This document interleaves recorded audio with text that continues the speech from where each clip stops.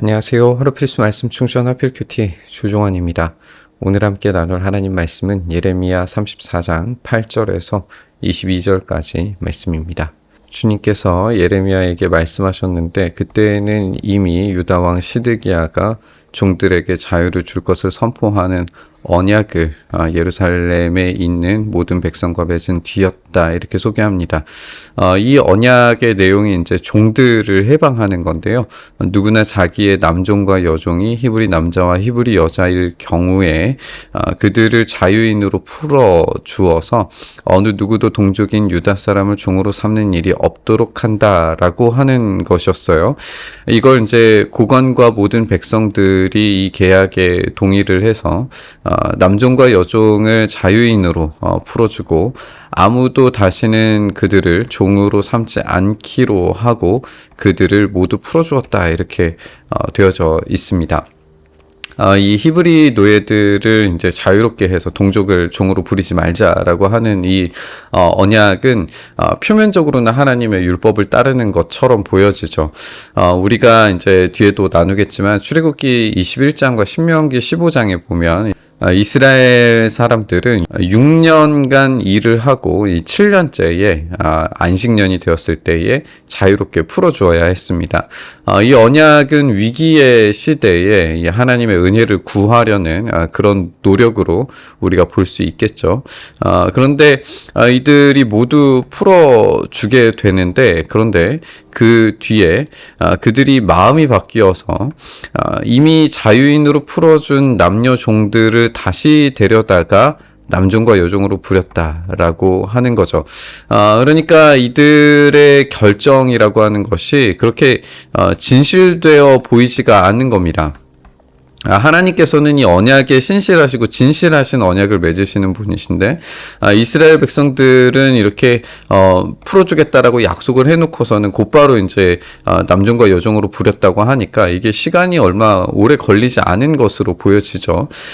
이 하나님과 맺은 언약을 스스로 어떻게 분명하고 명백하게 깨뜨리는가를 명시적으로 보여주는 그런 모습이라고 우리가 볼 수 있습니다.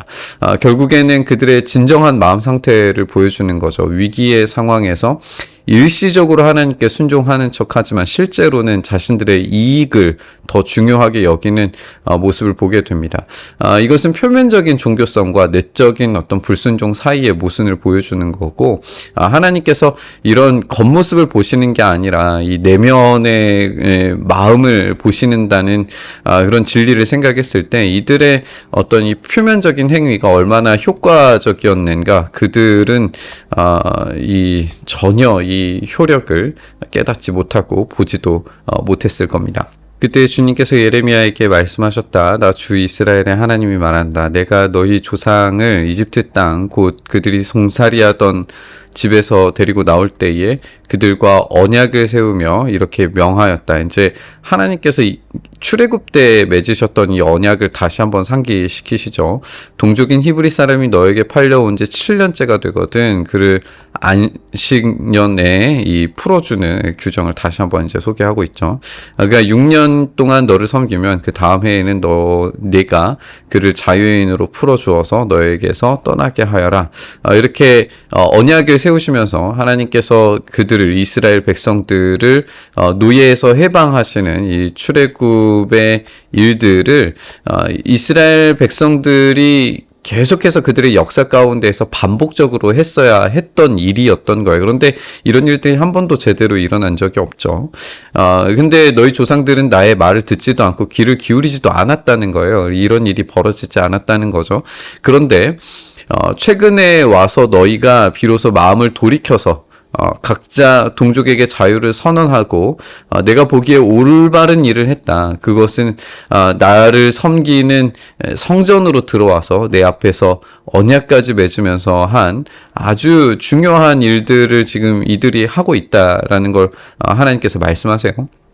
그러니까 이렇게 한 것이 그들이 진실하게 행동했다면, 진실하게 이렇게 노예를 해방하고 하나님의 언약에 순종하기를 결정하고 그렇게 했다면 결과가 어떻게 되었을까 우리는 생각을 하게 되죠. 우리가 이미 이제 이 라기스 전투에서 패배하고 예루살렘이 멸망하기 직전이긴 하지만 우리가 히스기야 시대에도 동일한 일이 있었단 말이죠. 히스기야 시절에도 라기스가 이제 침공을 당했고 그때 이제 다 끝난 것처럼 보였지만 하나님께서 이들을 도우셔서 예루살렘이 안전하게 보호받을 수 있었잖아요. 그러니까 이런 회복에 대한 일들, 이것들을 우리가 쉽게 생각하면 안 되는데 이들이 지금 성전으로 들어와서 이 언약까지 맺으면서 이런 하나님의 말씀에 청종하겠노라고 겉으로 하기는 했는데 이게 아니었던 거예요. 여기에서 이제 이 마음을 돌이켜서라고 하는 이 말을 우리가 좀 주의 깊게 살펴봐야 될 겁니다. 여기 마음을 돌이켜서라고 되어져 있는데 여기에 너희가 또 돌아서서 내 이름을 더럽혀 놨다 이렇게 되어져 있죠. 여기에 이제 이 돌이키다라고 하는 말, 돌아서서 이게 이제 우리가 계속 이제 강조하고 있는 슈브라고 하는 단어예요. 이 슈브라고 하는 이 단어가 이제 이 구약 성경에서 예언서에서 굉장히 중요하게 하나님께 돌아감 그리고 하나님께서 돌아오심에 대한 것을 우리가 강조하면서 나눴었습니다. 근데 이렇게 마음을 돌이켜서 하나님께로 가는 줄 알았던 그들이 다시 돌아서서 내 이름을 더럽혀 놓았다라는 거예요. 그러니까 그들의 반역이라는 것이 어떤 것인지를 우리가 명백하게 보게 되는 거죠. 너희가 각자의 남종과 여종들을 풀어주어 그들이 마음대로 자유인이 되게 했지만 다시 그들을 데려다가 너희의 남종과 여종으로 부리고 있다. 이렇게 그들이 하나님께로 돌아가지만 그들이 다시 원래의 제자리로 돌아오는 것처럼 그들이 노예를 해방시키지만 다시 노예로 끌고 오는 상태를 계속 보여주니까 하나님께서 이 하나님의 명령을 업신여기는 이 이름을 더럽히는 이 행위에 대해서 이렇게 갚으시리라고 말씀하십니다. 그러므로 나 주가 말한다. 너희는 모두 너희의 친척, 너희의 동포에게 자유를 선언하라는 나의 명령을 듣지 않았다. 그러므로 보아라. 나도 너희에게 자유를 선언하여 너희가 전쟁과 연병과 기근으로 죽게 할 것이니 세상의 모든 민족이 이것을 보고 무서워 떨 것이다. 나 주가 하는 말이다. 심판이 예고되고 있습니다. 근데 여기에서 이제 이 언약이 어떤 방식으로 체결되는지에 대해서 우리가 읽게 되는데요. 송아지를 두 조각으로 갈라놓고 그 사이로 지나가 내 앞에서 언약을 맺어 놓고서도 그 언약의 조문을 지키지 않고 나의 언약을 위반한 그 사람들을 이제 내가 그 송아지와 같이 만들어 놓겠다 이렇게 말씀하고 계세요. 여기에 이제 이 송아지를 두 조각으로 갈라 놓는 이 방식이 이렇게 보여지는데 송아지를 갈라 놓고 이 사이를 지나가는 겁니다. 두 계약자가 동시에 이제 지나가게 되어져 있어요. 이게 뭐냐면 이 당시의 고대 근동에서 언약을 체결하는 방식인데 왕과 신하가 있고 이 봉신 계약을 맺는 겁니다. 그러면 이 두 사람이 쪼개진 송아지 사이를 동시에 걸어갑니다. 그리고 이제 여기에서 계약을 진행을 하는 거죠. 만약에 이 계약이 파기가 되면은 이 쪼개진 송아지처럼 계약을 파기한 사람이 이렇게 두 조각이 나게 만들 거다라고 그렇게 하는 언약 체결의 방식입니다. 그런데 지금 이 송아지를 두 조각으로 갈라놓고 그 사이로 지나가서 언약을 맺어 놓고서도 언약을 파기한 거예요.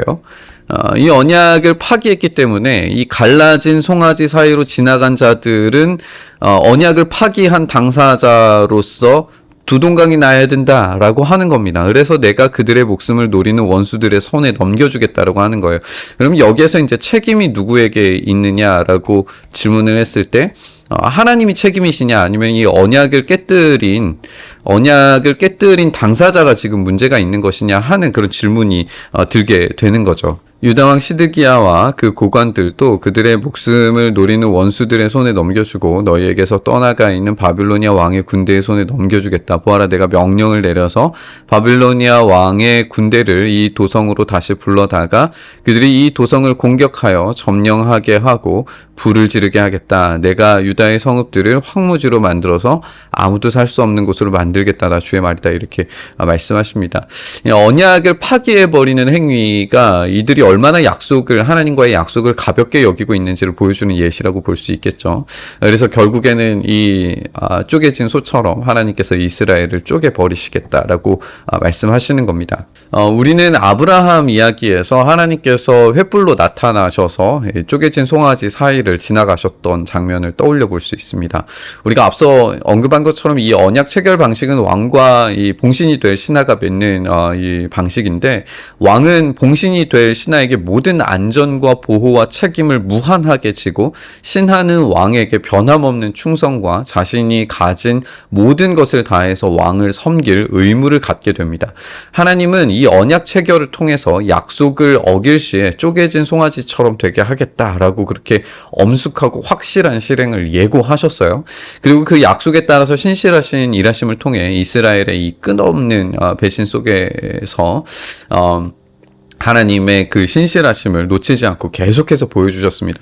그런데 마침내 이 언약의 체결을 이스라엘이 도무지 되돌이킬 수 없는 방식으로 파기시켜버린 거죠.